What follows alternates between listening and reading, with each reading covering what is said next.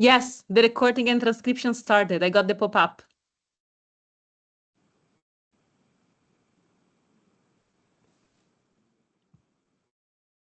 It works. Yeah.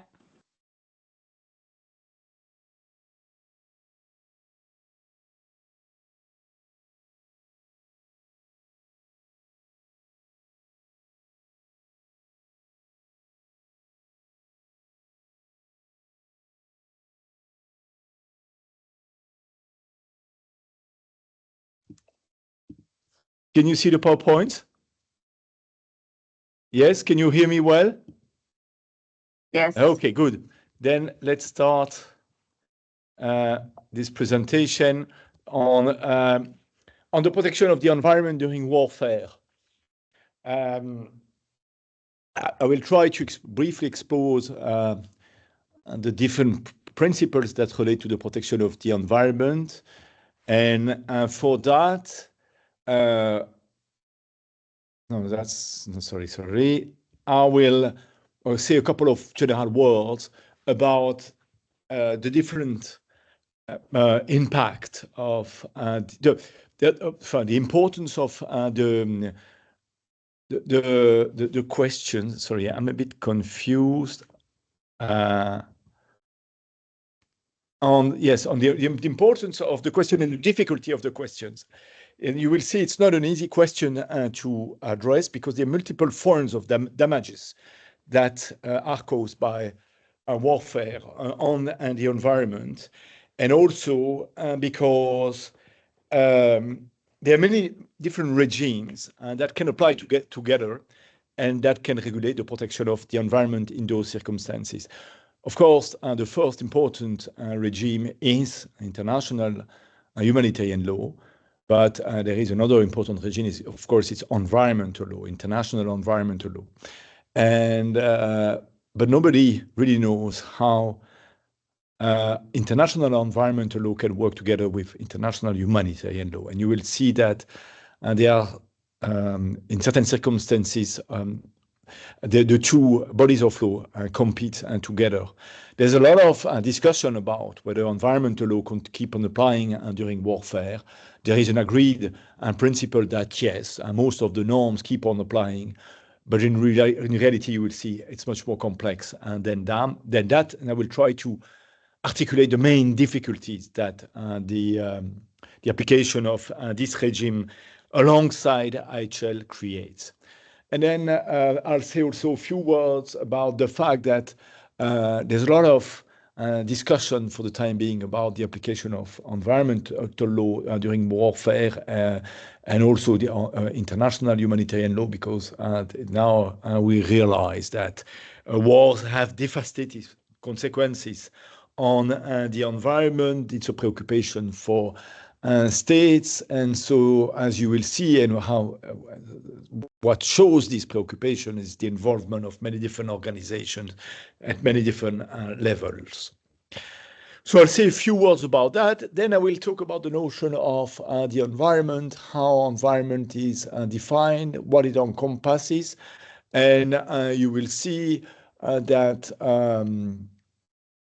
usually when the laws of war deal with this, it deals with this in a quite anthropocentric manner, in the sense that the priority of the laws of war, it's not to protect the environment as such, but it's to protect the repercussion that the destruction of the environment has on human beings. But you will also see that there are certain norms which are quite interesting because they protect the environment as such. There's a bit of discussion about what means the environment, whether it's only the natural environment or whether it also incorporates the human environment. For instance, does it incorporate livestock or animals that are raised for the production of food?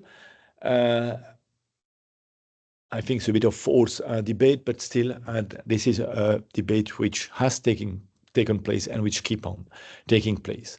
Then I will review with you the general principle of international humanitarian law which protect the environment. You will see these are the basic principles that you probably already know: the principle of distinction, the principle of proportionality, and the principle of precaution. I will try to outline how those principles work in this context and what are the main challenges they create. Then you will see, and what is interesting is that there are certain principles which are really tailored for the protection of the environment. And there is one norm which protects the environment as such beyond this general principle. And you will see that they increase in reality the protection. Or there are certain protection which is afforded to specially protected object and which indirectly also increase the protection of the environment. For instance, there is a general interdiction to launch attack on dams, on dike, for instance.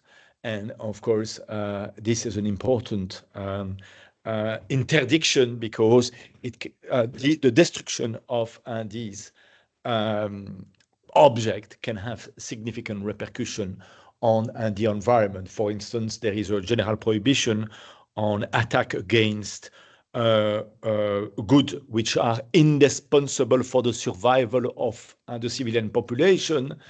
And in that, you can incorporate, as I mentioned, livestock, or you can incorporate all sorts of production, agricultural production, and therefore this also provides an indirect protection to the environment. Then I will say a few words about environmental law. I will try to explain how environmental law protect the environment, how this protection works with IHL, and what are the main tensions between the two bodies of law. And if I have time, I will rapidly evoke whether there are crimes that can apply to the destruction of the environment when it is intentional. And you will see that most international crimes, whether it is war crimes, crimes against humanity, act of genocide, can provide an indirect protection. You could realize a genocide through the destruction of the neighboring environment of a given group, and therefore starve that group, but create by attacking this part of the environment. But of course, the protection is not the environment as such, but the group. There is a discussion for the time being regarding the adoption of a new crime, which would directly protect the environment, the crime of ecocide. But these discussions are difficult at the international level, even though there has been some progress at national level. For instance, in the Belgian law on ecocide has now been adopted. There's the discussion in the Netherlands, in France, in many different European countries, simply because there is a European directive on this matter which imposes a state to criminalize a certain behavior that cause serious damage to the environment. What is also interesting is that this notion of ecocide not only protect the environment during warfare, but also during peacetime, because, for instance, industrial activities, for instance, have huge impact on the environment, and this impact may, under certain circumstances, be criminalized. Okay, is that clear? Any question at this stage about how, if there is anything which isn't clear, please don't hesitate to intervene, and I'll do my best to answer these questions. I've been working for quite a few years on the protection of the environment during warfare, also on related protection on ecocide and on the protection of animals in those circumstances, and also in peacetime. So I know a bit this issue. Now, the difficulty, as I mentioned, is that, of course, when you have a situation of war, there's many different types of damage which are caused to the environment. You imagine when you bomb a region, look at the situation in Ukraine, but that is the same for each and every country, in Gaza, in Somalia, everywhere in the world. This has huge repercussion on every different types or any element of the environment. First of all, of course, you bomb an area, of course, you destroy all the fauna and flora. You bomb a building, the building is full of whatever asbestos and all these different whatever chemical elements, or you destroy a place where weapons are stored, which is of course a military objective, and these weapons are full of chemicals, and they're going to be going in the water. This is going to be going in the air. You destroy, I don't know, a military boat. This has huge implication on all the different parts of the environment, whether it is the biodiversity, whether it's freshwater resources, the atmosphere. War have in themselves impact on climate changes, and of course, when you fly, when you bomb, when you move all these trucks, and this, of course, has creates gas emission, which are extremely bad. But if you look at the overall situation of war, the consequences are in reality catastrophic. Not only because of that, but also because, for instance, let's imagine national parks. They are now more and more protected. There are many different ways to protect these parks, but in a situation of war, this protection is often stopped for many different reasons, and therefore this can seriously impact certain high biodiversity zones, for instance. So there's many different types of impact, which, as you may imagine, are important. Now, the damage which are caused to the environment, as I just outlined, either it's the result of direct attack or indirect elements, such as the collapse of governments and incapacity of the government to ensure protection of certain biodiversity spots, the deterioration of infrastructure. There's also often population displacement. In Africa, you have huge move of populations, for instance, for the time being in Somalia, and that also has impact on the environment. Sometimes it is mentioned in certain study, just to give you a figure, over the last 50 years, 80% of the conflict which have taken place have impacted high biodiversity zones. And so this shows them. Of course, it can have, in some circumstances, not of course, but a positive effect, in the sense that if you have a situation of war, often you have less industrial activities taking place in certain zone because of the danger of war, and that can indirectly have a positive effect. But on balance, the effect of warfare on the environment is very negative. All the conflicts are affected by all environment are affected everywhere in the world.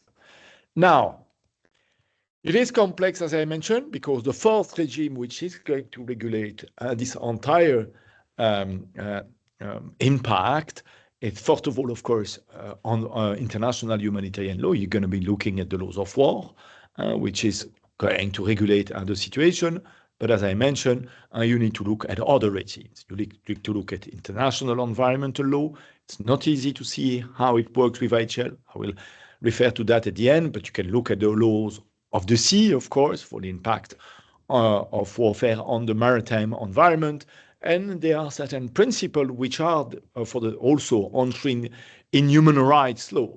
The rights to life, the right to an adequate standard of living, all these protect the environment. Why I mention human rights law, I have not the time to devote to explain this protection, but it's important because, as you know, under human rights law, you have many mechanisms which ensure the respect of these norms. Let's think about the American Court of Human Rights, the Inter-American Court of Human Rights, the European Court of Human Rights, or the African Court of Human Rights. All these institutions can contribute to the respect of these norms. So it's also important to see this protection through human rights law. Yes, Baptiste.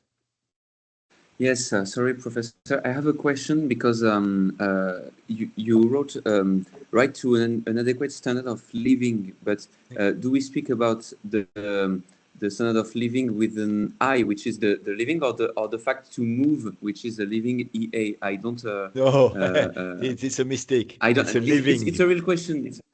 No, no. It's living. It's people must be able to live adequately. It's not living as quitting. Sorry. This is my I didn't understand. So okay. Yes. Because yes, the two were Julia. possible in this case. So Sorry.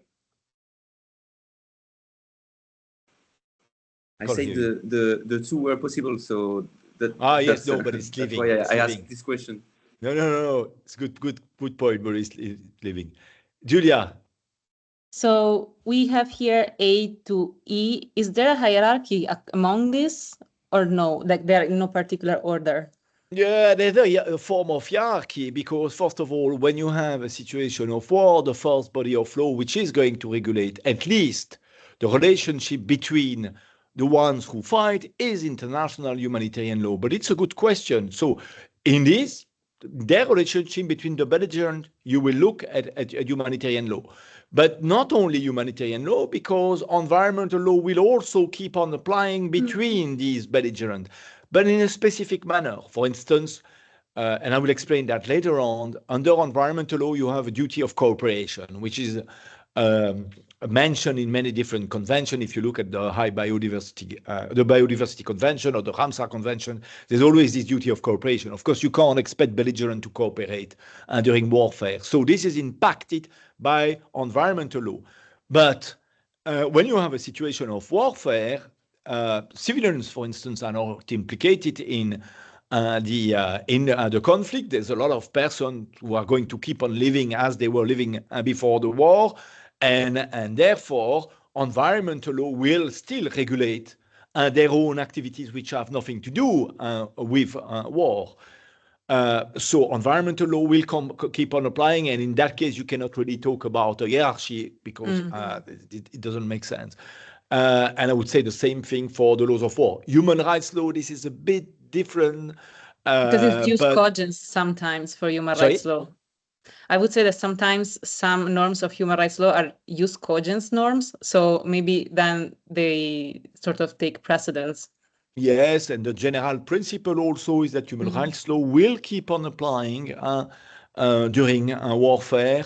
But it creates difficulty of application, especially when a state fights in the territory of another state. To what extent that apply and will regulate the situation? It's a bit beyond this class, but so there are limits to that.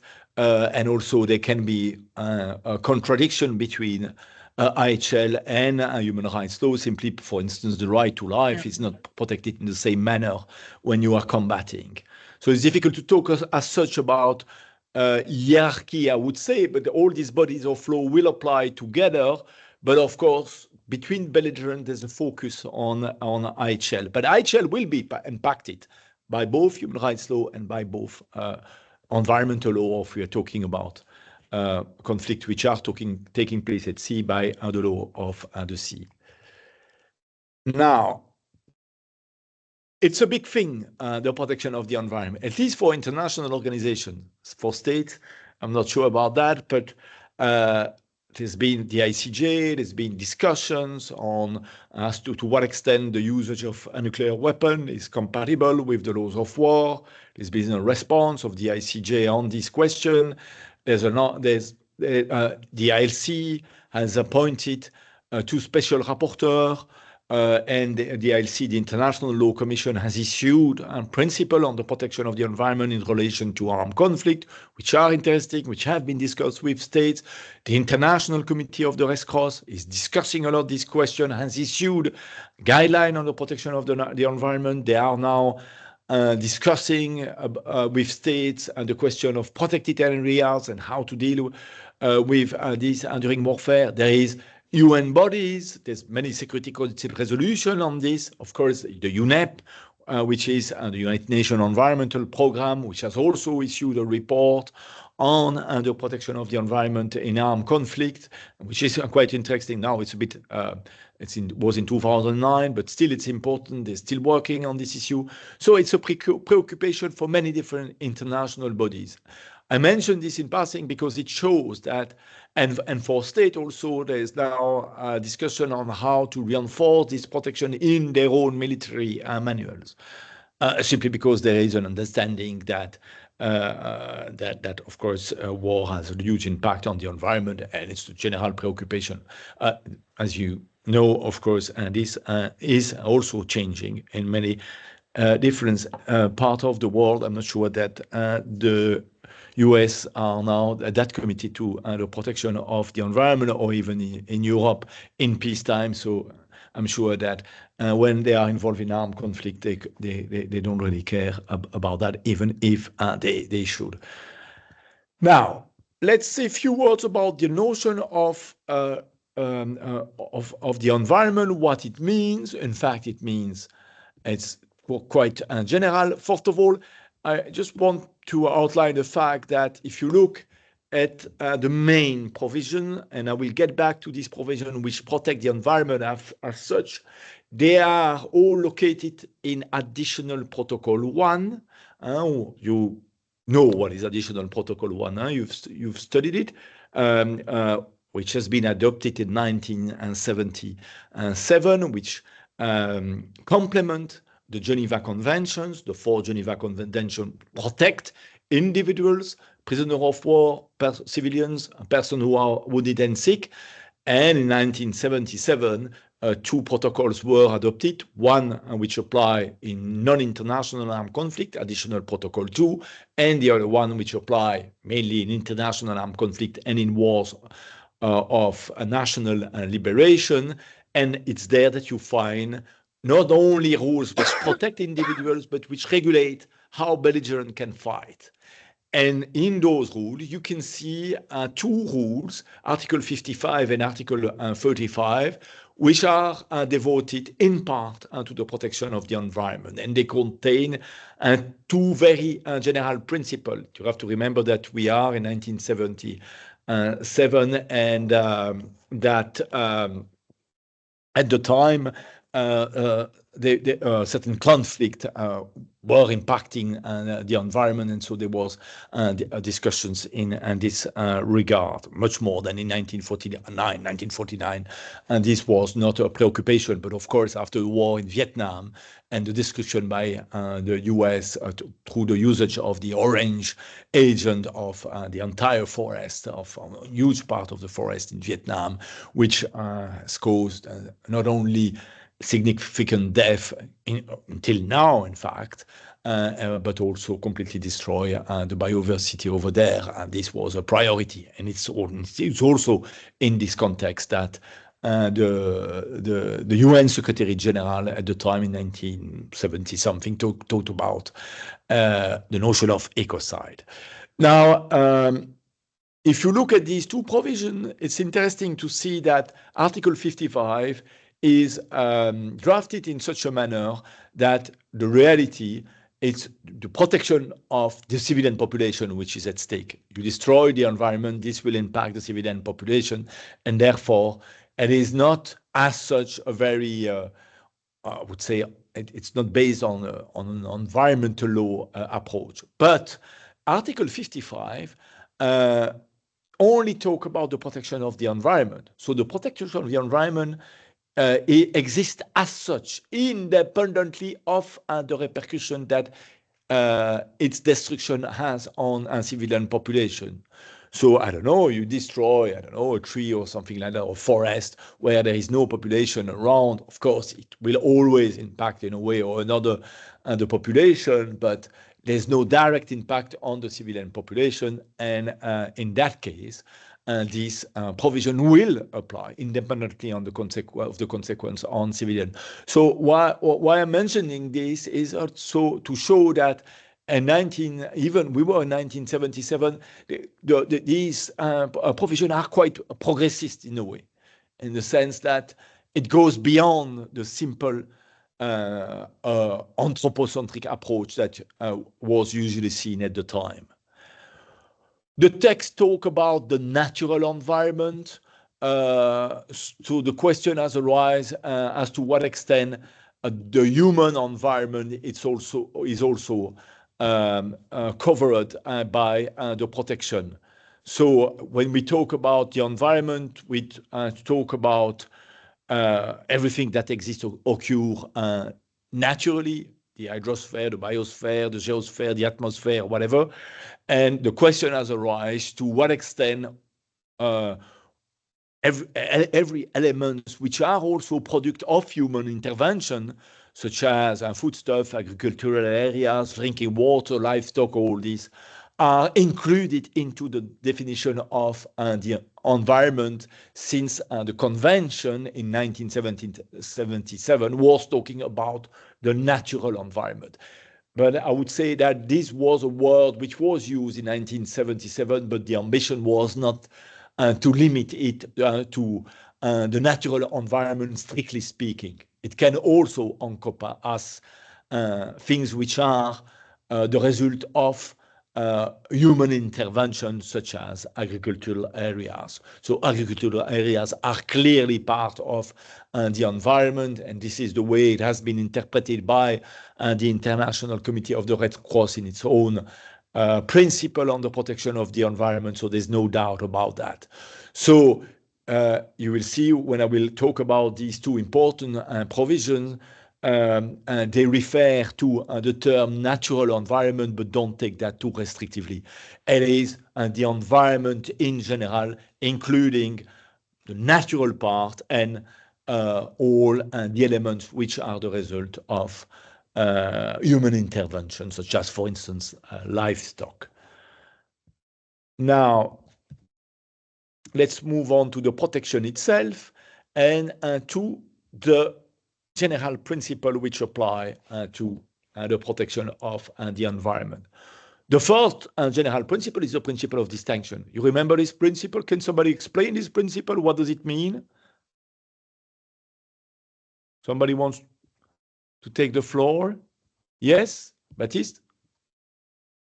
Yes, the principle of distinction is the principle that when a belligerent make an attack, yes, he has to distinguish between the civilian population and the armed forces.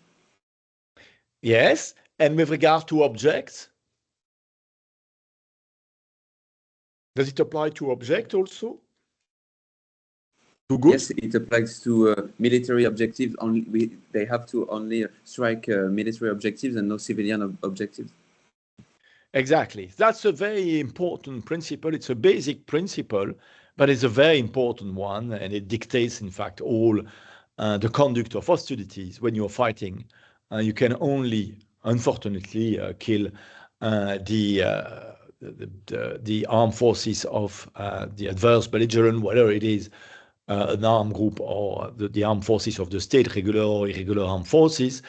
And with regard to goods object, of course, all the civilian objects have to be spared. They can never be attacked. You can only attack military objective. But as you know, this is a complex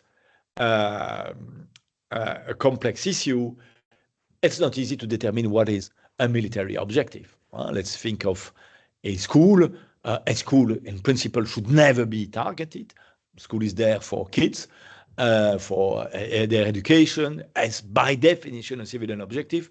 But it may happen that sometimes in war, schools are used, I don't know, by the military. There's no kid in the school, and the military is going to use the school in order, for whatever reason, to store weapons, for instance. So in that case, you could, under limited conditions, you could attack the school. And that is the same for many different goods. I don't know, when you think of an airport, think of a road, think of whatever, in principle, you cannot attack all these elements. But once an airport is used by a military plane, or the roads might be used by the military to go in the front and fight, then you can target it. Under limited conditions, I'm not going to go into that, but that's the same for the environment. Principle, you cannot target anything regarding the environment. The environment is in itself, all the different parts of the environment are in themselves civilian goods, and therefore they should be spared for any attack.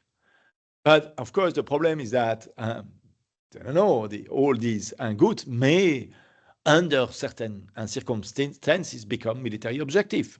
Think of a forest. Yes, if you have troops within a forest, you will be able to attack that forest and destroy it, and that may become a military objective because it is used, for instance, by the military. So the general principle on distinction will apply to the environment. Remember that in general, all the different parts of the environment are civilians, and they can become military objective if the general condition for them to become military objective are met. And this entails that first, they have to make an effective contribution to military action. Yes, Julia? So I have a question, but maybe you will address it later. So if that is the case, just park it. Yes. We're speaking about the direct attack, but what about the effect? So for example, let's say a river, an area close to a river is bombed at the border of Ukraine and Poland, and then the waters in Poland are also affected by this, and then the population, which is rural, doesn't have drinking water. Poland is not even directly involved in the conflict. So where does the attribution of the outfall of a direct attack ends? Well, the attribution, I don't really understand your question. You're going to be attacking whatever. You're going to attack a military objective, in the and conflict, the conflict, let's say an example. In the conflict between Ukraine and Russia, Russia bombs an area in the border of Ukraine, and this area has some water reserves and a river. These water reserves, because of the bombing, they are filled with chemicals, they're contaminated. Yes. Unfortunately, the environment doesn't really follow political borders. So let's say that the water contaminated also spills into the water reserves of Poland. Now, because it doesn't care about the border. Poland has an environmental damage. Let's say maybe even it damaged a rural community that was relying on that water source. But now Poland is not even involved directly in the conflict, is not one of the belligerent. So my question is, when there is a direct attack, that maybe it is justified. So maybe, under humanitarian law, the first attack of Russia was justified, but where does the attribution of the consequences stop in terms of responsibility of Russia? Yeah, it's a good question. I would tend to say that if you're Russian, you're attacking whether the damage only impacts Ukraine or whether it also impacts neighboring states. I don't think that this changes anything, in the sense that as long as Russian forces are able, when launching an attack, to foresee the consequences of this attack, to predict the fact that this will cause damage to the river, even beyond, I would say, the limit of Ukraine. But I presume that the damage that they have to foresee is not simply limited to the different frontiers of Ukraine. Of course, this can impact neighboring states, but that doesn't mean that you won't be responsible for this type of act. And I think the main element with regard to responsibility, then there are all the question of attribution of responsibility of the state, but under environmental law is to what extent you are able to anticipate all these consequences. Yeah. And that, I think, is key. And usually, especially when you are, and that will depend and vary in function of the different armed forces which are involved. But if you are Russian armed forces, you have many different means at your disposal to take all necessary precautions to avoid these consequences. Well, I mean, therefore, yes, like with the environment is not as easy, because I work for an environmental organization that provides climate data sets, and actually we stopped our selling them to Russia because they were using it for, war purposes, and actually it's not so easy to foresee. For example, the winds, or when it freezes, it changes a lot, the impact. And actually it's not so easy. That's why they were using, for example, our climate change service, because it has a pretty good medium-term forecast, so 3 to 5 days. So they were trying to understand exactly if they were going to gas themselves or actually Ukraine, So but I don't think it's that easy, and the borders are not so clear, No, that you're right in this regard. It might be difficult to foresee certain consequences, but now the means that these armies have at their disposal, I know, for instance, when Belgian armed forces were involved in military operation in Iraq, before destroying a place where you have weapons, they would make studies and impact assessment, environmental impact assessment of the consequence of the attack, and depending on the neighboring environment, depending on the nature of the chemicals which are contained in those locations, they would or not carry out the attack, as you said, depending on from where the wind is blowing and all this. But usually they would take that into consideration, given the fact that now they can do these evaluations, and in fact they must in reality do this. But you're right, if you're talking about armed groups located in the middle of Somalia, they won't have the same means at their disposal. I don't know, all satellite images and all this that a very sophisticated army would have. But I would say that I don't see why not. They have to foresee not only the direct impact on the environment of the Belgians themselves, but also on neighboring environment. It's not limited to the frontier itself. Yes, Alessandro. Sorry. Yes, thank you for this interesting conversation. But in this sense, isn't there a gap or like a tension between the precautionary principle under environmental law and the precautionary principle under IHL in this case? And like in the case you mentioned, in terms of technological advancement, actually that would mean that the responsibility under, like, for instance, in the case of Russia, which is a much higher technical advanced level, let's say, capability, rather than an armed group in the middle of a bush, South Sudan, would give on Russia a much higher level of responsibility to consider in a precautionary spirit what the consequences of the attack would be. Thank you. You're right, but if you look at the precautionary principle, there's a caveat there, and it is basically, it's not an obligation of resilience, it's an obligation of means, and therefore it's very much attached to the capacities that you have. And it's true that if you are the US forces or Belgian forces or whatever Western forces involved in military operation, your duty to prevent all this damage may be much higher than an armed group in the bush, which has no possibility whatsoever to make this evaluation. So let's imagine that, for instance, the usage of certain weapons. You might be able, as a very sophisticated armed force, be able to use laser guided missiles, which are going to be able to target a very precise military objective, and that might have, because you use this weapon, will have much less consequences on the environment if you have those weapons, and if you may be required to use those weapons. Of course, you cannot require from an armed group to acquire this type of weapons, and therefore, yes, they are not at the same. They don't have the same responsibility. With regard to the precautionary principle, there's a lot of discussion in this regard. Of course, under environmental law, the obligation that you have are of a much different nature and much more strict nature than the one that you may have under IHL. For instance, you have also to be able to foresee or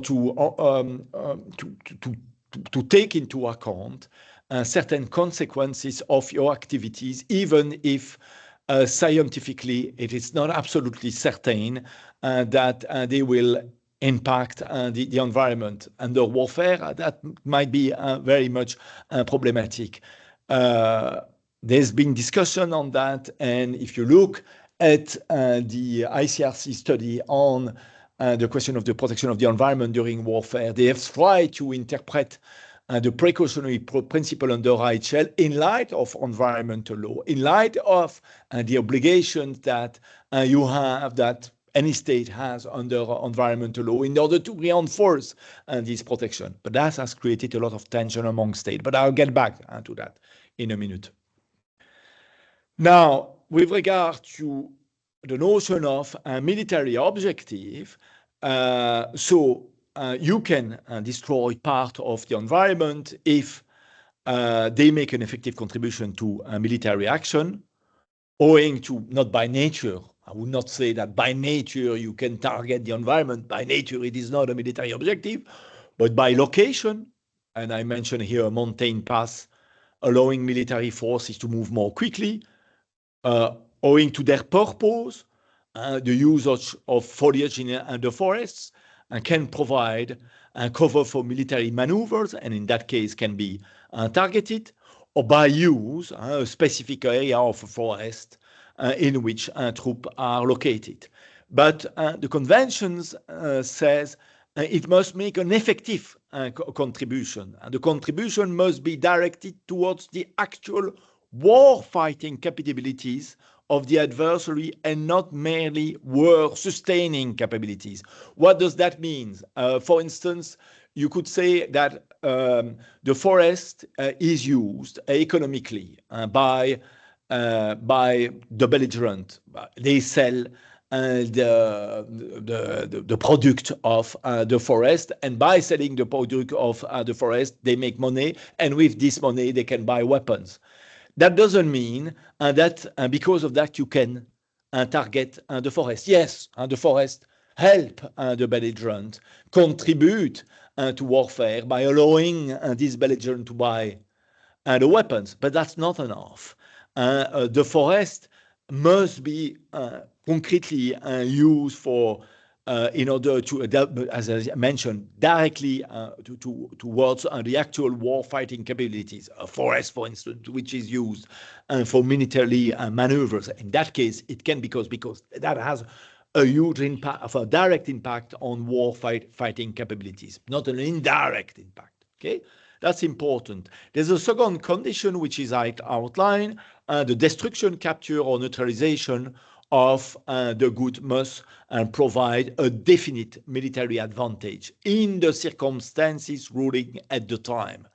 So the definite must be, the advantage must not be abstract, must be concrete, perceptible.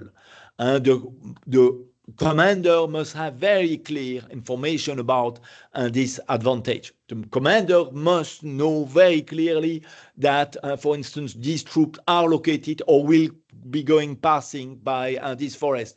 It must not be a general. It must not be, oh, there's a forest there. At some point, the military might go through this forest, so we can destroy the forest. No, it must be very concrete. You must have very clear information. It's a military advantage, not a political or mere social, psychological, moral, or economic. It's not enough to destroy, I don't know, an emblematic forest in a country which is going to impact the morale of the enemy, because this is so important for the enemy. And in the circumstances ruling at the time, I mean, concretely now, you have to check whether the forest is going to be used or will be used in the near future, but it must not necessarily be potentially a military advantage. Yes, Julia. How do you assess this? So let's say there is a case.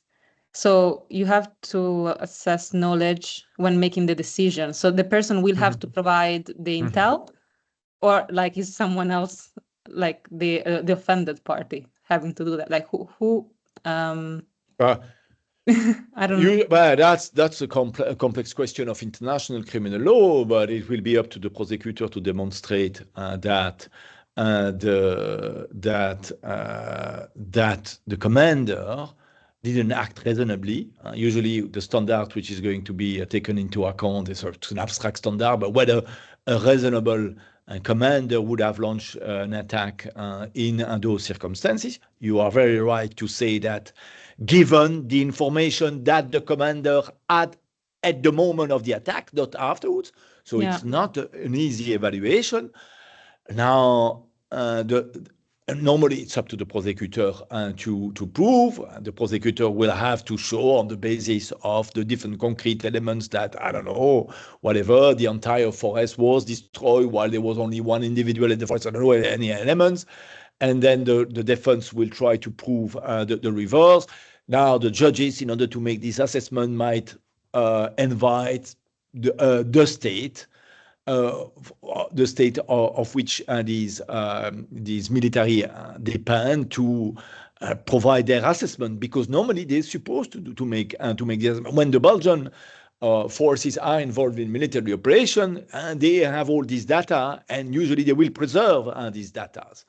And they have all of them. Normally, Israel should have all the data about they have satellites, images, and all these, and usually they will preserve that if at some point an issue of criminal responsibility is discussed before a court.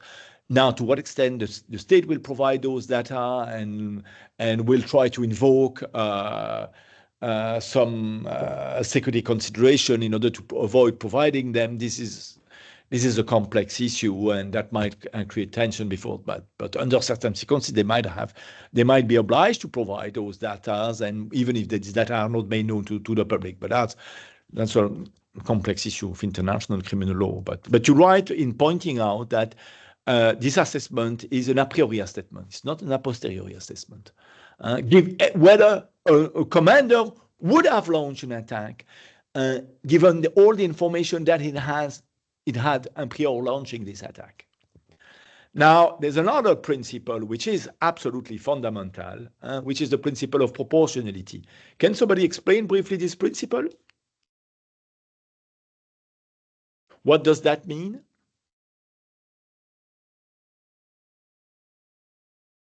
Nobody wants to explain it? Yes, maybe Baptiste again? Yes, the principle of proportionality is a kind of a balance between the cost and the results. Yes. Saying that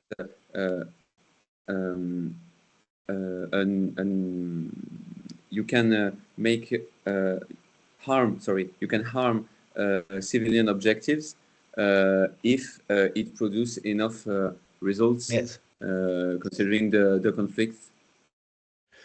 So you can have part of the environment which will become military objective because they will be by nature or by what, not by nature, but by location or by purpose or whatever, they're going to be used by the armed forces, for instance. But also there can be a situation where you're going to be targeting a military objective, and this will impact the environment. The environment will not become as such a military objective, but you will you will destroy the environment. Normally, you will say, but the environment is a civilian good and therefore should not be destroyed. So if you attack a military objective in a given area, and you will, to take the example that Julia was mentioning, you're going to pollute the river, this might not necessarily be illegal. And why it is not necessary? Because a certain amount of collateral damages is tolerated. So yes, if you impact the environment, normally you should not do it.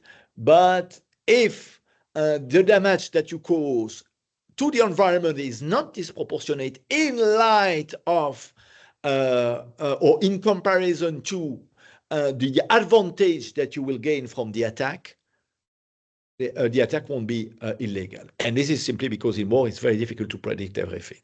So you'll have to compare two things which is unfortunately not comparable.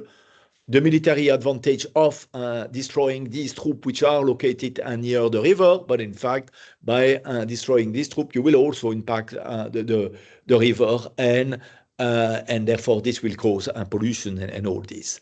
And you will compare the two. And of course, if you have very senior commanders which have high responsibility in the military operation which are located there, and the impact on the river is very minimal, a couple of fish will die, okay, you can see that the attack will not be disproportionate. But as also outlined by Julia, it's going to be very difficult to predict. You'll have to make a comparison between two things which are often not comparable. And again, repeat what I mentioned, what is important is that in the assessment of all the environmental damage, you take into account all the damage that are foreseeable, including indirect and long-term damage. As long as you can predict, I give the example here, you attack a power plant. This will prevent this will disrupt wastewater treatment system. This will impact the quality of the water, which may provoke disease or impact the environment. All this must be in principle anticipated as long as you can foresee those impacts. You attack the forest, you will destroy the biodiversity, and this will impact on certain species. And now we know much more than 40 years ago when the Additional Protocol 1 was adopted, that ecological systems are interrelated, they are interconnected. So you'll kill a given species in this area, this will have an impact on many other different species. And this will ultimately may significantly impact certain species. In principle, you should foresee all this. Of course, and this is very difficult to predict, but you need to look into this. Yes, Julia, you wanted to ask a question? No, I finished reading the slide and I answered my own question. So. Okay, and then on the other hand, you have to assess the military advantage, and again, the military advantage is strictly defined. It's not merely hypothetical, economical, political, or social advantage. It's really impacting the armed forces of the enemy. Okay, these are two important principles.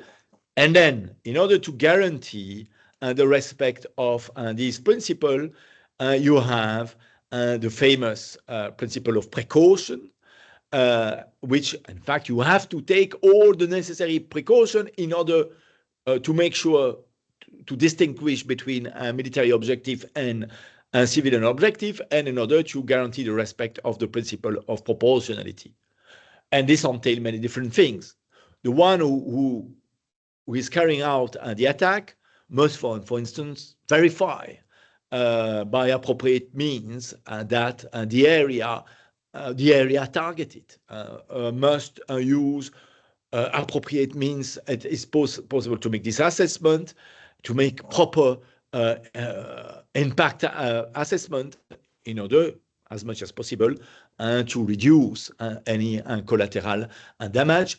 And if it's necessary, the belligerents must cancel their attack because the impact on the environment would be too important, or maybe postpone it. You mentioned the fact that the wind might be blowing in the direction of where, I don't know, the impact might be higher on the civilian population, and then you might wait that the wind will be blowing in another direction in order to cause less severe impact.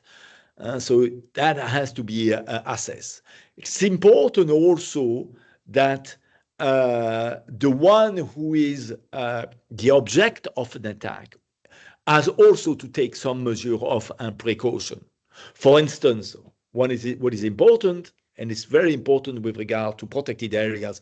I wrote something on protected areas. You have to avoid allocating military objective in certain areas. And I would say that, for instance, protected areas, and these are, this is an important thing. So all the areas that states are supposed to establish under the Biodiversity Convention or the Ramsar Convention or the World Heritage Convention, I would tend to say, not that clear, but in principle, belligerents should avoid putting military objective in those areas, because what will happen if there is a war, these military objectives will immediately be targeted with huge repercussion on these areas which are there to protect certain part of the environment which have to be preserved for whatever reason, because they are very important for biodiversity, or because they are very important for water resources, or because they really constitute the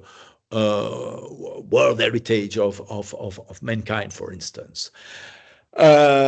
It's important, for instance, that they designate these zones, that they inform the adversary that they are these zones that have to be protected because they have those obligations under environmental law. They have to inform the adversary. They have to put in place safety mechanisms. If there is an attack, what can be done in order to avoid that all the forests burn, for instance.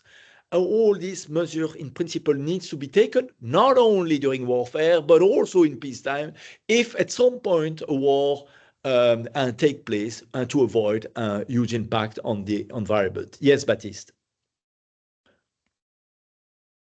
Yes, I have a question about the fact that it's an obligation to avoid to locate some military objectives in some areas. Is the provision prohibiting that the same that the one prohibiting, for example, human shields? It really, yes, it's very much related to that. Here I apply it to the environment, but with regard to human shield, I would say it is, you have also, in that you have, of course, you must first of all avoid locating military objective in densely populated area, but of course you have an obligation not to put any civilians in the neighborhood of a military objective. This is contrary to LHL. In fact, there is a specific provision in this regard, and this can constitute a war crime, because, of course, this area will be targeted, and therefore this will cause. And of course, the question with human shield is a bit complex, whether it is voluntary human shield or human shield which are involuntary simply because they are placed by the belligerent on these military objective. And this may impact on the one who is launching an attack. So if it's a voluntary human shield, it's a complex question beyond, but it's a voluntary human shield. If you go yourself voluntary on a military objective to avoid the attack, the attacker will not have to include you in the proportionality calculation, because you will become a military objective. You are, by doing that, a civilian participating in hostilities, and you can be targeted. But if you are a non-voluntary human shield, you are put by a belligerent on, and you attach to a military objective, then you're still a civilian. And therefore, the one who is attacking the military objective has to take into account the impact that it will have on you. But there is a question of proportionality, which I will come and say. But it's very closely linked to this obligation of precaution. Yes, you're right. Now, and so I'm sorry to intervene again. And so, can we consider by this that the environment acts as a subject of law? Because or no? Do you? It's in a quick.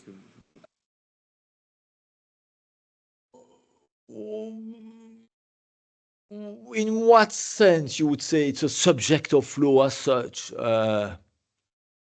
It's not a subject of law. It is because the environment does not as such acquire rights, because it remains protected.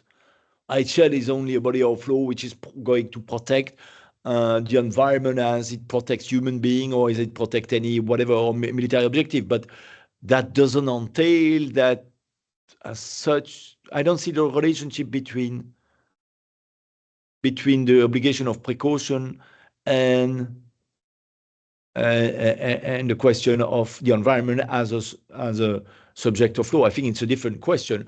If you were treating the environment as a subject of law, which would have some rights and blah, blah, that might impact the protection and the way you would have to ensure protection. Yes, that's true. And maybe this could have an impact on the proportionality assessment. If you consider that the environment has rights fundamentally and needs to be protected for itself in itself, then I would tend to say that in the proportionality assessment, the environment might carry more weight. I don't know, but that's something that that could impact, yes. But I would not say that IHL as such grounds or treat the environment as a subject of law, as a bearer of rights. No, but it may impact. This is a good issue, a good point. But there's a lot of debate. There are a lot of debate in this regard. But now let's quickly move on. You want to stop for 5 minutes, or it's not necessary? I mean, for me, we can keep going, but we are. And for 11, the others, so. Are you still alive? I don't see everybody. Is it fine? We can keep on? For me, yes, I think we can continue. Okay, let's keep on. I'm just going to take a bit of water, but we can keep on because we are late and.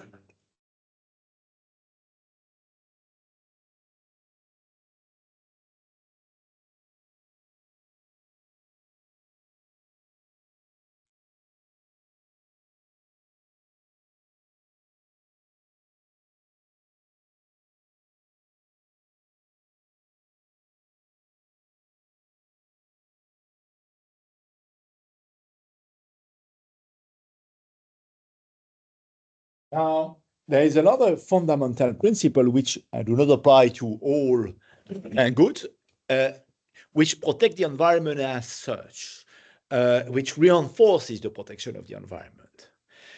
There is an absolute prohibition to cause widespread long-term and severe damage to the environment. So what does that mean? So the environment is considered a specially protected object.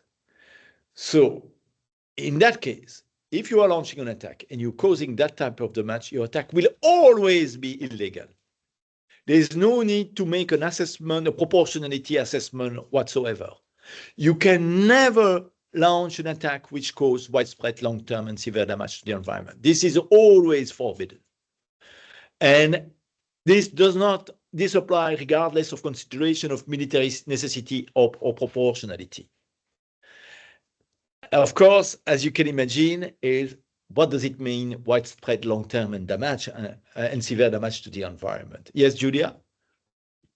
So it does apply to direct attacks. Does it apply also to self-defense? Because I have in mind the ICJ advisory opinion on the legality of threats or use of nuclear weapons, and one could argue that nuclear weapons cause widespread long-term and severe damage to the environment. But if I recall correctly, they could not conclude that it was illegal to use them as the last resort measure for self-defense. Mm-hmm. So then I would say this principle applies, like you have to have self-defense consideration in applying this principle.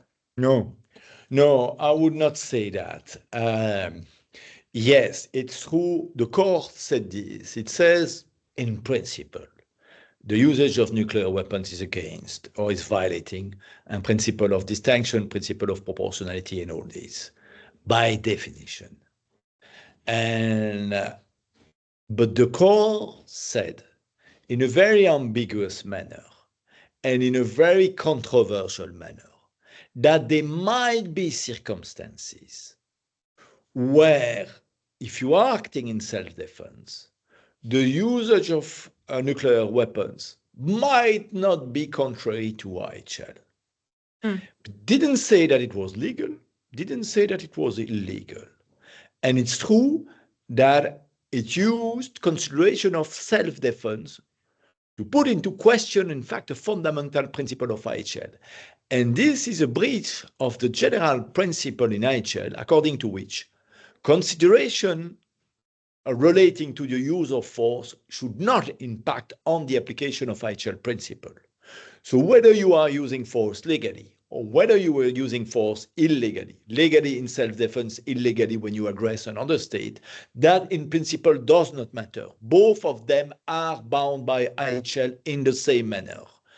And so this is why what the court has said, that there might be a situation of self-defense where it might not be illegal, so it has used a consideration of the use of force to determine the application of certain principle of IHL has been considered to be hugely controversial. So I would not conclude what you say, but you can see what the court did. The court did because it had to play with the fact that otherwise all nuclear powers would have said to the court, bye-bye, we don't respect your authority. And so that was a concession which was made to this very political concession. But I would not say that this change the general principle according to which consideration on use of force should not impact on, and this includes also the environmental protection. Now, to come back to what I was saying, absolute prohibition of long-term widespread severe damage to the environment. The question is, what does that mean? This was adopted in 1977. If you look at the travaux préparatoires of the additional protocol, this has been interpreted extremely restrictively. Long-term has to be measured in decades. Widespread means you... In fact, it has been interpreted so restrictively that this norm has never really been applied, at least before international court and tribunal has never been applied. I think this should be reassessed now. In light of all the development under environmental law, what used to be considered as long-term or widespread 50 years ago might not be considered as such today. For instance, widespread, if you kill just a couple of birds in an area, you would tend to say, and certainly 70 years ago, we would have, or 50 years ago, we would have said, but this is not widespread. Now we have lots of information that if you kill these birds, which are endangered species, in fact, this can have a repercussion on, we understand much better the link between the ecological system. So what has been considered widespread, long-term and severe, or has not been considered as such 50 years ago, might be well treated as such today. But still, we would need to have some parameters to assess what it means. It's certainly for state a very high threshold that needs to be reached in order that this absolute prohibition be met. It does not apply in non-international armed conflict. This is one of the few provisions on the conduct of hostilities which does not apply in this context. Why is that so? Simply because when states are fighting armed groups on their own territories, they consider that this is their own business. If they impact their own environment, they don't care. They can destroy their own environment. They are targeting rebels which are trying to destabilize them so they can do whatever they want. Of course, we know again that even if you destroy your own environment, this will have impact on neighboring environment. The environment is not you destroy a forest. These are the fumes. The fumes are not necessarily going to your border. They will go in the border of the. So all this is interrelated. So that will have to be revisited at some point. But states are still keen to preserve the fact that this should not apply in non-international armed conflict. So even under customary law, it seems that today this obligation does not apply when states are fighting armed groups or armed groups are fighting each other in non-international armed conflict. Okay, now quickly. There are other principles that I will briefly outline, so which protect other objects, which are important because their protection also safeguard or contribute to the safeguarding of the environment. Good but indispensable for the survival of civilian population. This is livestock. I mentioned earlier, livestock are part of the environment. Again, the idea here is not to protect livestock as such, it's to protect the civilian population. I'm very keen to find on the protection of animals during warfare. I always refer to this provision. It is the only one which refers to animals. Unfortunately, they don't really protect the animals because ultimately the animals are going to be eaten by individuals. They are protected in order to avoid starvation. But still, it is one provision which is important. Another one which is very important is work and installation containing dangerous forces, dam, dikes, and nuclear power plants. If you destroy them, of course, this will have huge impacts on the environment. The idea, of course, is to protect, first of all, the civilian population, but behind that, there's also environmental consideration. Unfortunately, this does not apply to chemical factory. There has been a lot of discussion on whether work and installation containing dangerous fruit encompass chemical factory. State didn't want that, of course, because they are producing chemical for war purposes, and therefore they didn't want to include that. So it's only limited to these three types of objects. Cultural properties, they should never be targeted. There is a provision in this regard, in addition, Protocol 1. There are conventions, the 1954 Convention on the World Heritage, plus additional protocols. They are very well protected. That could also apply to the environment, a tree of particular importance, for instance, or whatever, an archaeological site. This indirectly protect the environment. These three principles apply in both IAC, international armed conflict, and international armed conflict. And the idea, the general principle is this: these objects should never be targeted. They can be targeted, but under very limited circumstances that are defined by the convention, under much more limited circumstances than traditional military objective. For instance, with regard to goods indispensable to the survival of civilian population, livestock, you might be able to target them if it's to starve the military force of the adversary. You can starve the military force of the adversary, but if it impacts civilians, then you have to take that into consideration. And it's very, very limited. All these conditions are clearly outlined in additional Protocol 1. Yes, Julia? So in point A, sub-point 2, works and installation containing dangerous forces, why not satellites?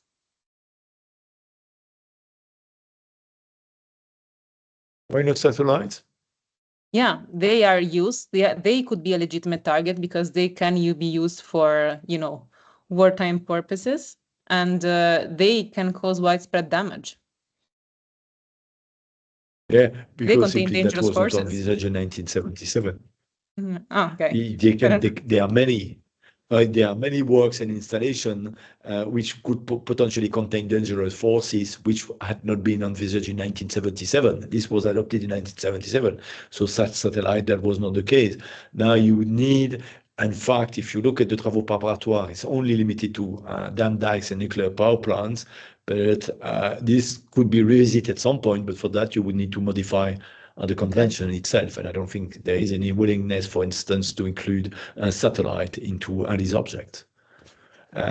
So it's very difficult to apply this provision to other objects. The scope of application is narrowly defined to this type of object. Okay. Now, let's say a few words about international environmental law. And I will just outline the different principles.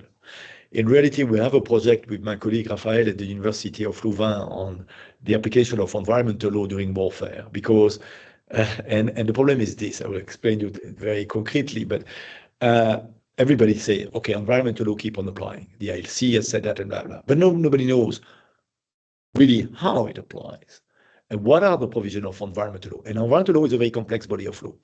And the problem is this: IHL lawyers, those who know the law of war, usually don't know environmental law, and vice versa. Those environmental lawyers don't know anything about IHL. So there's no real studies on how these two bodies of law could work together.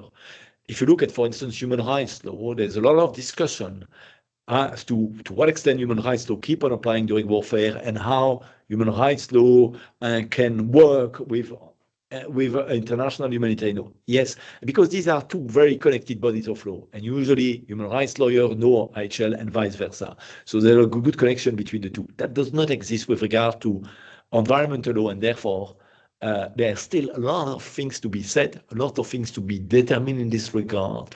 There's a lot of question mark. And all the studies says the same thing, but they don't look concretely at how these two things work together. And that's what we're doing now with my colleague, and we've already done that for quite a while. Now, what is important? The roles of environmental law can be twofold. First of all, and that is very important, environmental law can be used to interpret IHL principle. I mentioned the fact that you cannot launch an attack which causes widespread, long-term, and severe damage to the environment. What those words mean? Those words, I think, can be interpreted in light of environmental law, principle of proportionality. Also, how do you assess proportionality? Presume that if you take into consideration, I don't know, in the calculation, protected areas which are safeguarded by the Ramsar Convention, if you this can impact how you will interpret proportionality if a wetland is included in the evaluation. So that can help. And so I would say that, principle of IHL can be interpreted in light of this. And that's important because then you don't need to look at the scope of application of environmental law principle. You don't need to look at whether they apply to armed groups or not. No, they only serve to interpret IHL norm. So you look at the IHL norms itself and you see to what extent. And that, I think that's a very important démarche. It's try to interpret the principle of distinction, proportionality, the protection of installation and works containing danger of force, the general prohibition of widespread, long-term, and severe damage to the environment, all this in light of all the different conventions and how that works. That's one thing. I will get back to that in a minute. There's a second aspect which is very important for environmental law, is that of course all these conventions will keep on applying. It's not because you have a situation of war that environmental law will stop applying. And so in itself, but then you need to look at to what extent the convention or certain provision within the convention or human rights keep on applying, and that creates its own difficulties. But there are many issues which are not addressed by IHL. You saw the principle that I just mentioned. They are very general protection of the environment. Now we have many different conventions which protect all the different aspects of the environment. Biological diversity, fauna, flora, certain types of animal, climate change, freshwater resources, atmosphere, all this is now regulated. And so in principle, it should keep on applying alongside IHL. This is the general principle. Now, main challenges. First, interpretative role. As I said, a treaty shall be interpreted in light of any relevant rules of international law applicable in the relations between the parties. This is one of the principles of the Vienna Convention. So a treaty like IHL treaties needs to be interpreted in light of any other relevant rule of international law. In that rules, you include environmental law.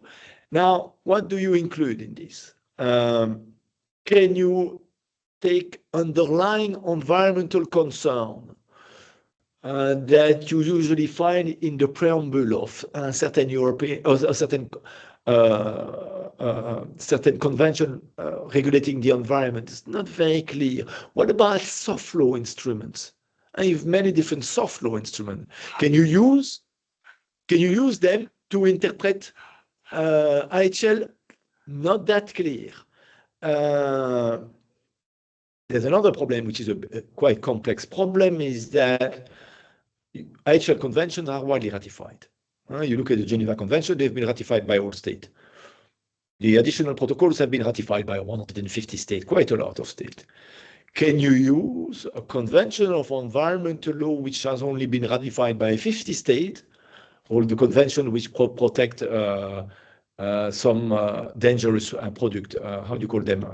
There's a word for that. I wrote an article on this. I don't remember the word. But anyway, they've been ratified by very few states, 50 states. Can you use this principle to? In principle, I don't think so. You should use only widely ratified convention, such as the Biodiversity Convention has been ratified by 190 states. That is an instrument. So I'm just flagging that in passing, that it's not that easy to see basically how you can interpret IHL norms, which are widely ratified, in light of what you take into consideration within environmental law, especially given the fact that you have many soft law instruments, you have many conventions which have not been widely ratified, you have very important considerations which are mentioned in the preamble. I presume that if they are of a customary nature, you can take them into account. Okay, that's one aspect. The other aspect, which is very important, which is the complementary role, when environmental norms keep on applying in themselves, independently of IHL, this raises a series of questions.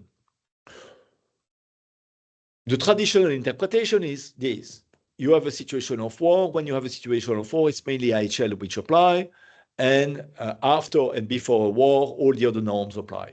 Reality is much more complex than that. There's no reason why environmental law, as I mentioned, should not keep on applying. And that has been recognized by ISL, by the International Law Commission.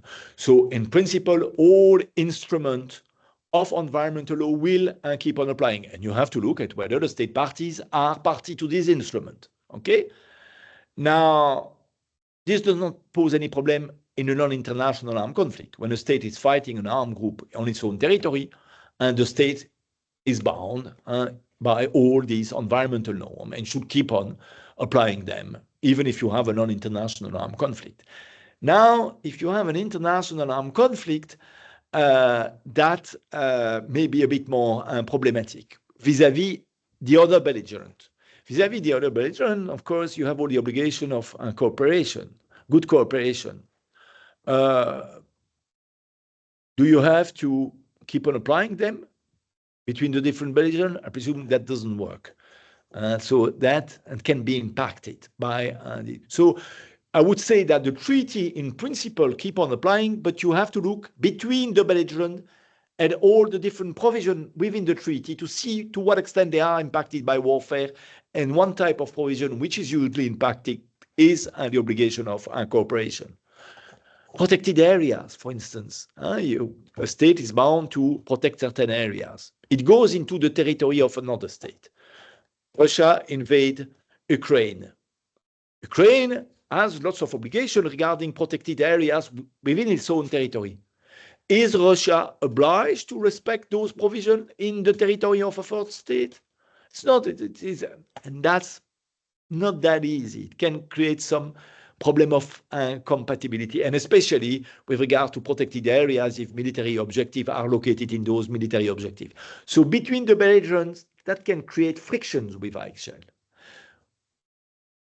But vis-à-vis third state, Russia has environmental obligation vis-à-vis all the other neighboring states, China or whatever, or Mongolia or whatever. That is not impacted by the laws of warfare. These China and Mongolia are not involved in the conflict. So it's clear that vis-à-vis third state, and there's an obligation for this state to keep on applying environmental law. Now, with regard to the geographical scope of application, the big question is extraterritorial application. As I mentioned, you are going to fight in another state. Do you have to apply your environmental obligation in that state? Not that clear. You remember with regard to human rights law. Human rights law, a state invades the territory of another state. In principle, human rights law will apply extraterritorially. But there are certain conditions for that. Human rights law will apply extraterritorially if that state, which invades the territory of another state, has control over that territory, or at least has control over an individual. So if you detain an individual in the territory of another state, in principle, you will have to respect additional human rights obligation. Or if you control the territory because you occupy it, then you will not only have to respect IHL, but also human rights obligation. Now, if you are fighting, you don't have control over the individual and you don't have control over the territory. In principle, human rights law do not apply. So there's this issue of control. Does that also work for environmental law? So you go, you fight in the territory of another state. Do you have to respect your own environmental obligation on that territory? If you, for instance, control that territory, I would tend to say yes. If you are an occupying power, you occupy, Russia is occupying part of the territory of Ukraine, I presume that there's an obligation for Russia to respect at least certain environmental obligations. Its own environmental, no, I presume the environmental obligation of Ukraine, but within that territory. But so it's not as such an extraterritorial obligation, but I don't know, you invade the territory, you control that territory, you have some sort of control over it. Are you bound when you control that territory to respect environment? And that's totally unclear for the time being. And that would need to be sorted out. But it's important. There are many situations where state invade the territory of another state, have some sort of control, and therefore, if they have some control, you could say Rwanda indirectly controlled part of the Virunga Park in the Congo. It's important that they respect certain environmental obligations under that territory. So that's another question. A third, yes, Julia. This would be also for armed group. Alors, now armed group, I'm getting into that. That's a good question. Armed group, to what extent themselves they have an obligation to respect environmental obligation? Now if they are the effective control over an area. Exactly. Now it's increasingly admitted, not only by international organizations, but also by state themselves, that armed group may have human rights obligation. Not all armed group, but those armed groups which control part of the national territory and administer this part, they may have human rights. It's still debated. States do not like that and do not like to entrust human rights obligation to armed group, because in fact, de facto, it gives legitimacy to the armed group. But it's important that when armed group control part of the national territory, especially if they are not occupying power, that they protect the civilian population under human rights law. Now, can you apply that mutatis mutandis for environmental law? I would tend to say, why not? You would need to find an argument for that. But if you are an armed group which has been controlling part of the territory, let's look at the Tamil in Sri Lanka. They were controlling the northern part of Sri Lanka for ages. But it's important that as an armed group, they also have some sort of environmental obligations. But again, this is not clear. But I think you could apply the same argument that you're making for human rights obligation. Yes, Julia. So would you say that given that for armed groups it is still somewhat debated, then the environment has stronger protection in case of an international armed conflict rather than an IAC? The state have as its own obligation, and you know that it's difficult because also I mentioned the fact of an IAC. When you go into the territory of another state, it's not that clear that yourself you're bound by environmental obligation. So there's also some doubt in this regard. But I think the argument, both in international and non-international armed conflict, to advocate for the application of international environmental law. Now, the third, the last important question is the material applicability. What did I want to say about this? No conflict with. Yes. Now, it's beautiful to say that environmental law apply, but can there be conflict with IHL? And if there are conflict, how do you solve those conflict? And okay, if there is no conflict, there is no problem. Both IHL and environmental law can apply. I don't know. Let's think of Ukraine. Russia and Ukraine are fighting against each other, but there are many areas which are not the object of fighting. Environmental law will keep on applying. Now, let's imagine that Russia target protected areas in Ukraine. Okay, in these protected areas, you have Ukrainian soldiers. So if you look at environmental law itself, if you look at the obligation of which flows from the Biodiversity Convention in protected areas, it's a complex regime in reality, but there is an obligation of state not to conduct certain activities which will affect those protected areas. For instance, you cannot conduct industrial activities in certain protected areas because, of course, this will impact usually the fauna and flora of these protected areas. Okay, that's a basic principle. Now, does it apply to warfare? So, does it mean that these areas cannot be targeted? In principle, yes, targeting a protected area is an activity which will have a huge impact on those protected areas. So it's incompatible with the regime of protected areas. So you see there is an incompatibility. On the one hand, the necessity to fully protect the area according to environmental law, which prohibit any form of activities in those areas.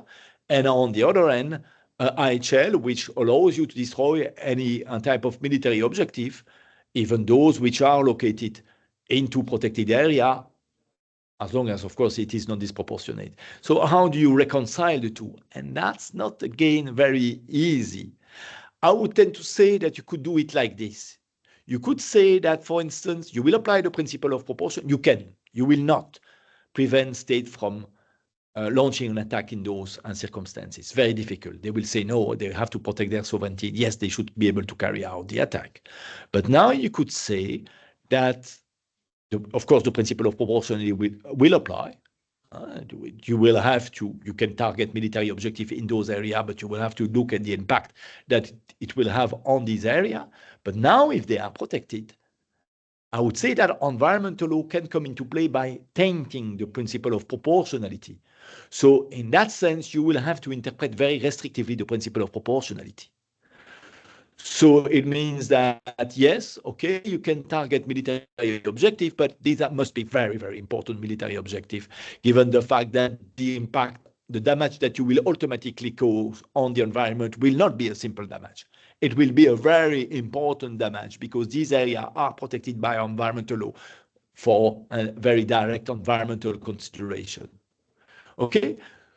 So what I'm mentioning here with regard, and all this is debated now, it's not very clear what I'm saying here, but in principle, if there is no incompatibility between the two, between IHL and environmental law keep on applying. But now when you conduct off hostilities, of course, the two will clash. And I presume that a way to reconcile environmental law and human rights law, and humanitarian law is this. You will not be able to prevent completely an attack, even for environmental consideration. But you could say that environmental law will play a pretty important role on how you will interpret principle of IHL, principle of proportionality, principle of distinction, also, of course, principle of precaution. State will have in those circumstances an increase obligation to take some measure of precaution to precisely verify the impact of their attack, to use the weapons which are going to cause the less impact on the environment, all this. Okay? These are ideas that are flagged like this. You want me to say a few words? We still have 15 minutes about international criminal law, very briefly, so you have an understanding of this. Of course, you know that if you are violating IHL, international humanitarian law, this can constitute a war crime. Not all the provision of IHL, that's the most important one. And if you look at Article 8 of the ICC statute, you will have there's a list of different war crimes. And under certain circumstances, you can also commit crimes against humanity or act of genocide. These are or act of aggression. These are the four important international crimes. So war crimes is basically a violation of a serious norm of IHL, or disproportionate attack on civilian and goods, violation of the principle of proportionality, all this. Then killing of civilian, killing of POWs, all this. Then you have crimes against humanity. these, I would say, are more violations of very serious human rights obligation. Basically, what is a crimes against humanity? It prohibits massive or systematic attack on civilian population. And that can, of course, occur during warfare. Usually it occurs during warfare, but it can occur also during peacetime, because attack is interpreted very widely. It's a series of criminal acts which have a certain importance. They are massive, they are very important, or systematic, they are organized, and they target a precise and civilian population. Then you have another crime, which is genocide. And genocide is something very specific. You need to have a special intention.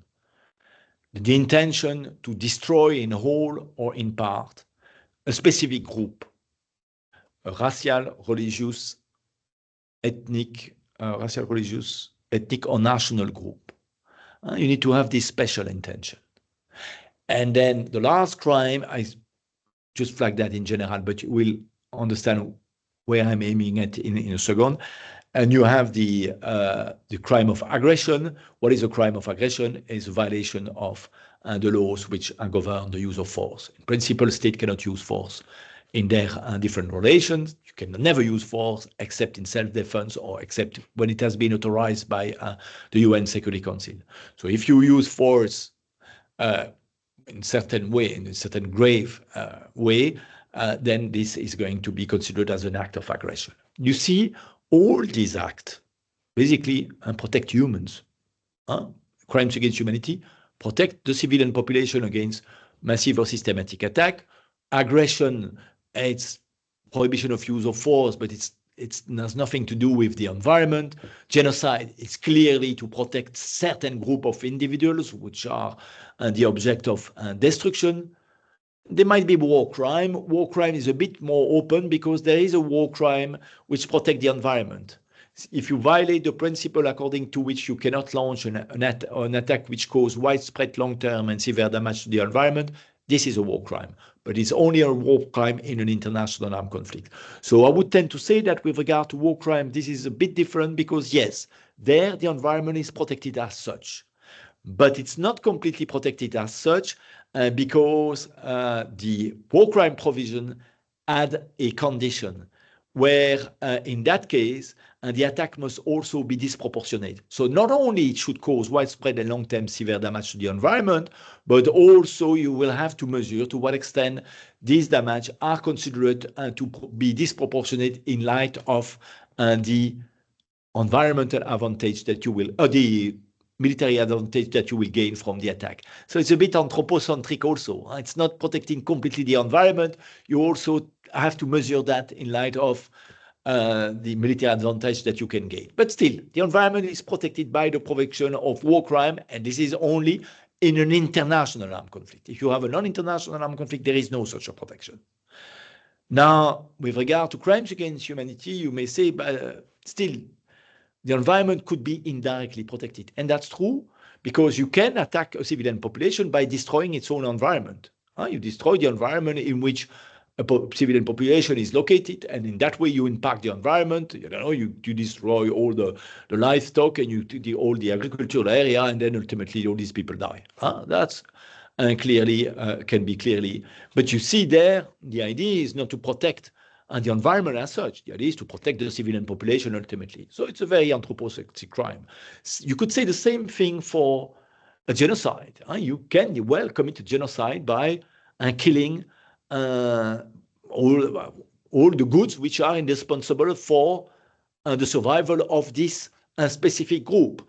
You could even say that you can commit a genocide by destroying, I don't know, you think about indigenous communities for which the environment is very important for the group to exist as such. You destroy the environment with the purpose of destroying the identity of the group. In that case, but again, the idea is to protect the group, it's not to protect the environment. With regard to aggression, it needs to be an attack which is made on another state which has a certain intensity. To measure the intensity of the attack, you can look at the impact that this attack has on the environment. So a state attack another state should not be a minor attack. It should be an attack which is difficult to measure this seriousness. There's many parameters, but I would say that you can also take into account the damage that this attack is causing on the environment. But again, you see, it's very indirect. So the environment is not well protected by current international crime. And this is why there is currently this discussion on whether a new crime should be added. And this new crime is the famous new crime of ecocide. And the idea of ecocide is to protect the environment as such, not only in war-related situation or in situation where you have a massive or systematic attack against a civilian population or whatever, but also in peacetime, when, for instance, industrial activities are carried out, and when the one who conducts these activities perfectly knows that their activities have huge impact on the environment, this can, under certain circumstances, constitute an ecocide. But I'll get back to that in a minute. Julia. No, sorry, I just wanted to say that my slides are frozen to the war crimes. So for the recording, if we're sliding, I don't. Okay, now yes. Sorry. Yes, for the recording. So war crimes, crimes against you. You will receive the slides, huh? Okay, perfect. I should send them to you. And future crime. Okay, you're right. So and now, so there's this huge discussion on whether we should adopt a new crime of ecocide, and to what extent this should constitute an international crime. So you should know first that it has been criminalized in very few states. So you could not say that for the time being there is a customary law crime of ecocide. That doesn't exist for the time being. There is no convention which criminalizes ecocide. There is a convention on genocide, for instance. There's no such a similar convention. There's discussion, but there's no. So the idea that some have is to incorporate that into the ICC statute. And of course, if it would be added to the ICC statute, that would contribute to make it an international crime. There are preliminary discussion on this. This has been put forward by by the Maldives, by whatever, Iceland and the Pacific, because they're going to be flooded at some point, and therefore they want that ecocide be recognized. So now there's a lot of discussion in this regard. What does it mean? In fact, the one who have made this proposal, they've used the threshold, and I don't really like that, but I understand why they did it, the IHL threshold. They say basically an ecocide is an act which causes widespread long-term, and then it's not clear and or it's the reverse, it's severe, widespread, and or long-term, or whatever. It's not very clear whether it is conjunctive or disjunctive. There's still debates about the material element. But the big question is the intentional element. And usually for all international crime, you need to have the intention to cause the damage. Or at least you need to be able to foresee the consequence of your act, which is called, the dolus eventualis. You kill somebody, you beat somebody, you don't want to kill the person, but you beat the person so badly that you should have anticipated that the death would have resulted. In that case, you can be held accountable. The question is, to what extent we should go beyond that with regard to ecocide. So, of course, intention, you will never be able to prove that somebody intentionally has the intention to cause damage to the environment. You are an industrial, they will always say, no, we didn't have the intention. Now, the second threshold is very important, the one which applies to other international crime. To what extent, yes, you wanted to carry out your activity, and yes, you knew that this would cause damage to the environment, and you should have anticipated that this, in that case, that could. But some people are saying that we should go further than that, and we should include also negligence. You are negligent. You didn't anticipate, but you should have anticipated. This is debated. That's one aspect which is very much debated. The material elements are also themselves debated. And then the big question behind ecocide is, of course, who is going to be ultimately held accountable for this? Is it only individuals, or could it be also corporations? For the time being, under international criminal law, only individuals can be held accountable under the ICC statute. There's no possibility to hold an armed group as such, as an entity, or a state as such. A state can be held accountable before the ICJ, but not criminally accountable.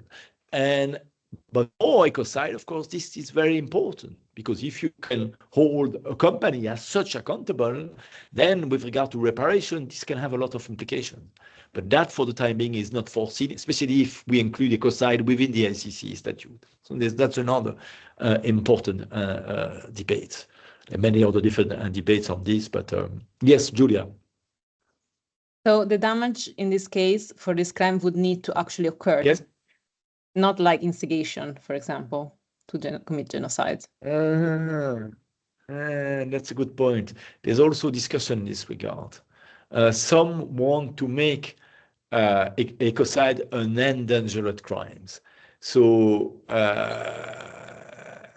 like if you're conspiring to do something that with other state that we not only conspiring, but yes, this is something else. These are modes of liability, and that could, of course, impact the nature of the crime itself. But whether in itself, the fact that by your activity you cause danger to the environment without causing this danger, could you be held accountable?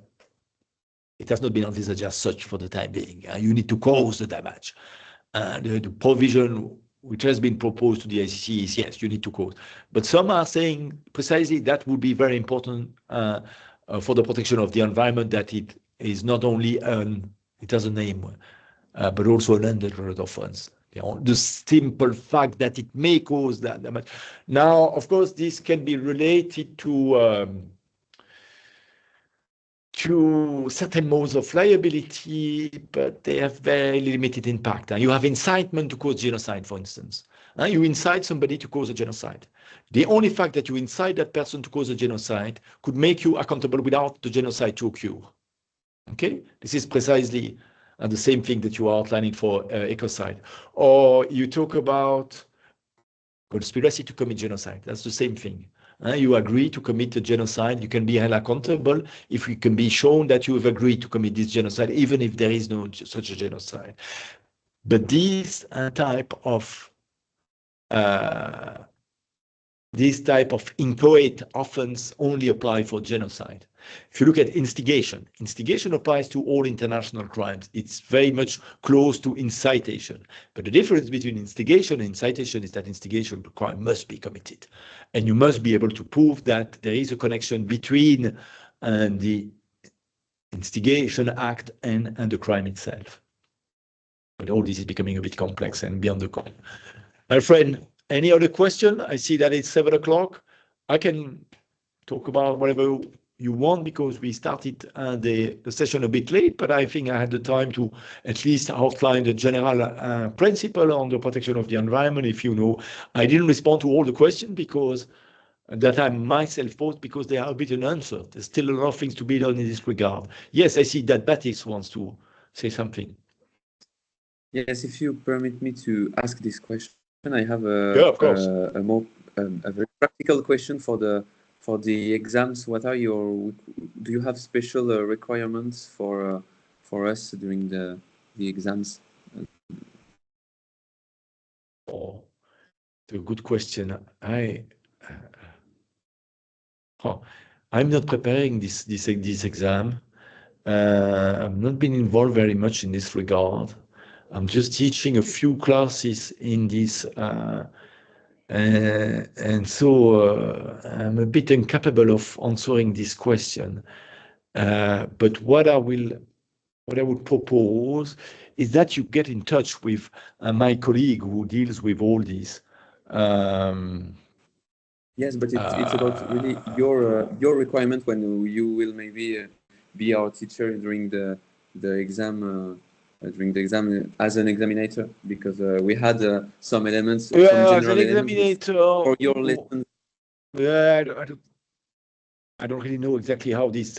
But my point is, first of all, you need only to know what I mentioned during the class, and you look at the PowerPoints, and that should be more than enough.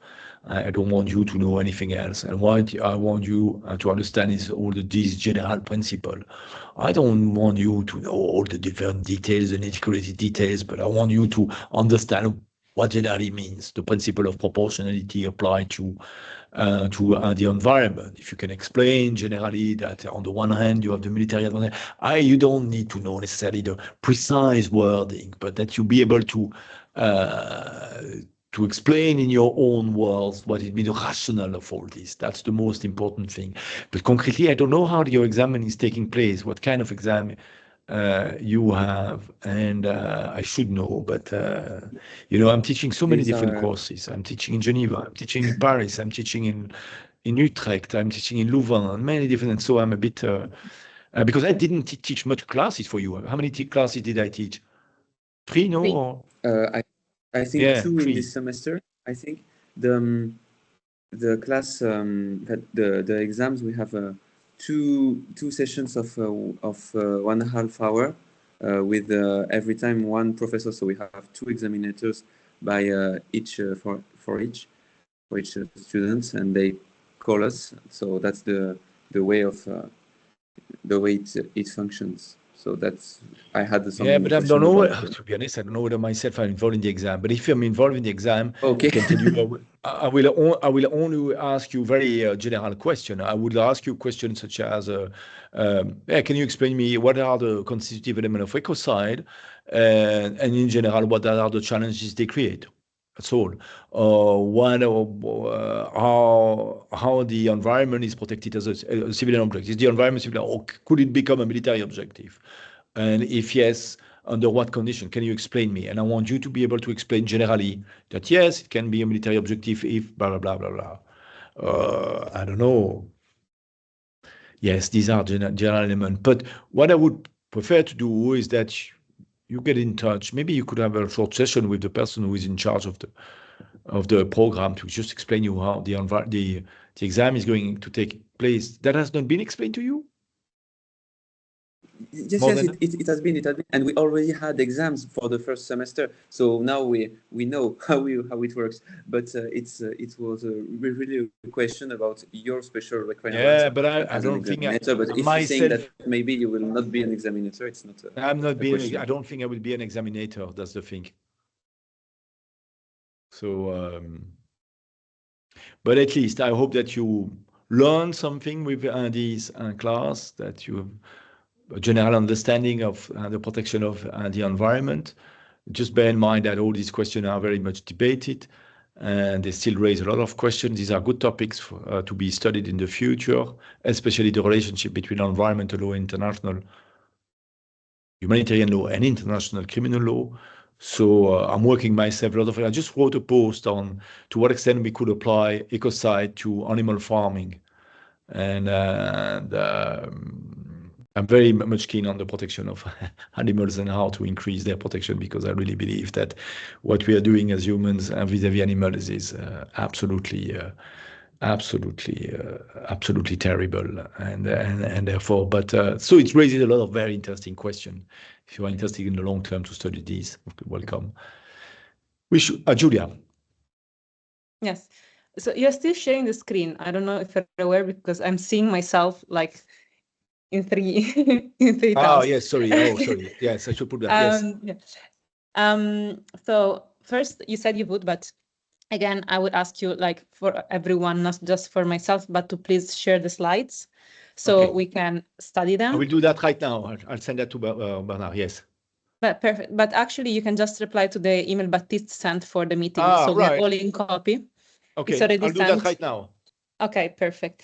And then for myself only, I was curious, you just mentioned that you wrote a post regarding to animal farming and ecocide, and I was wondering if you could share it, because I'm interested. Yes, but I cannot share it now, because otherwise I will have problem, but it will be published on Agile Talk. Okay. You know Agile Talk? It's the European Journal of International Law blog, which is a good blog in general. Those who want to follow international law and its development, it's a good one to follow. There's a lot of issues which are very different, and I think it will come out probably next week or something like that. Okay. I think it's also don't hesitate to write to me in a week or two if you haven't found it, and I can send it to you. But before it is published, then otherwise I will have some problem. No, of course I didn't know it was still like. It's not that it is confidential. I don't care. But Baptiste. Yes, sorry, I have once again one thing to say, because we already spoke about this in a previous session with Professor Frison, and we asked that if it would be possible to have in the MicroMasters a MOOC about international environmental law, because we have many lessons about this in second semester, and sometime I think it would be interesting to develop this more. So we suggest to Professor Frison, we were some of us. So I'm again saying that to another professor. If it maybe it could be interesting. I don't know if it's possible to make a sixth book on international environmental law.